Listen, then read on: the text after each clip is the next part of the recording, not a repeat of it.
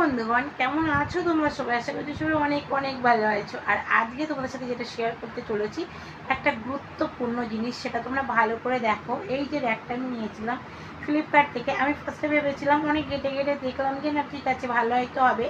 তো ওই যে ওটা কাপড়ের যে মেটেরিয়ালসটা আছে, ভেবেছিলাম ওটা কোনো লাইলন টাইপের কিছু একটা হবে।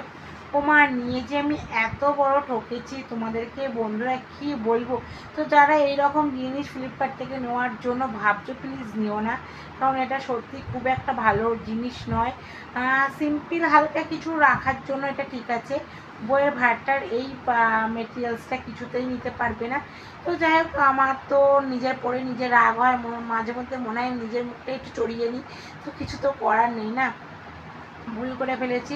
তো যাই হোক, আমার হাজব্যান্ড আমাকে খুশি করার জন্য, মানে যেহেতু আমার মুডটা অফ আছে, তো খুশি করার জন্য একটা বই রাখার র্যাক বানিয়ে দিয়েছে।